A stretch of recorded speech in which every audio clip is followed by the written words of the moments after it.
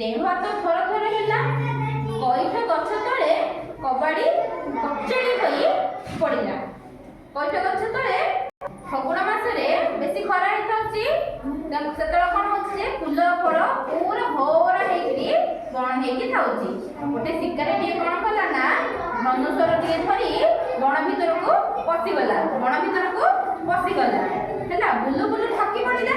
ସେ ବୁଲୁ ବୁଲୁ କ'ଣ ହେଲା ପୁରା ହାଲିଆ ହେଇଗଲା। ହାଲିଆ ହେଇକିରି ଶିକାରୀଟିଏ ପାଇଲା ନାହିଁ। ତାକୁ ଭାରି ଶୋଷ ହେଲା। ତାକୁ କ'ଣ ହେଲା ଭାରି ଶୋଷ ହେଲା। ଦେହ ହାତ ତାର ଥର ଥର ହେଲା। କ'ଣ ହେଲା ଦେହ ହାତ ତାର ଥର ଥର ହେଲା। କଇଠ ଗଛ ତଳେ କଚାଡ଼ି ହେଇକି ପଡ଼ିଗଲା। କଇଠ ଗଛ ତଳେ କ'ଣ ହେଲା ସେ ପୁରା ଥକି ଯାଇଥିଲା।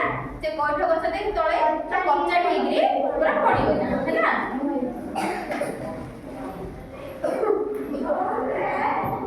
ଶିକାରୀକୁ ଦେଖି ହାତୀ ମନରେ ଦୟା ଆସିଲା।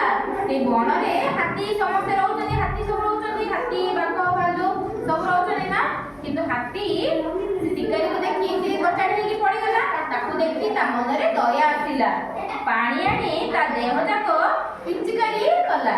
ପାଣି ଆଣି ହାତୀ କ'ଣ କଲା ତା ଶୁଣ୍ଡରେ ପାଣି ଆଣିକିରି ସେ ଯୋଉ ଦୌଡ଼ି କଚାଡ଼ି ହେଇକି ପଡ଼ିଯାଇଥିଲା ଯୋଉ ଶିକାରୀଟା ତା ମୁହଁରେ କ'ଣ କଲା ପାଣି ପିଚିକାରି ମାରିଲା। ତା ପାଣି ତା ମୁହଁକୁ ପିଚିକାରି ମାରିଲା। ଶିକାରୀ ଚେତା ଫେରି ଆସିଲା। ସେ ଚେତା ବୁଡ଼ି ଯାଇଥିଲା।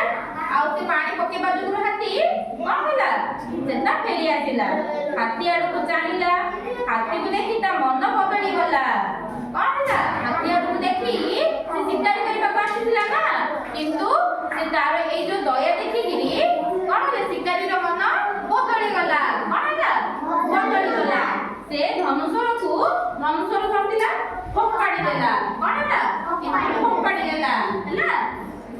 ବୁଝିପାରିଲ ନା? ଭଲ ଲାଗିଲା?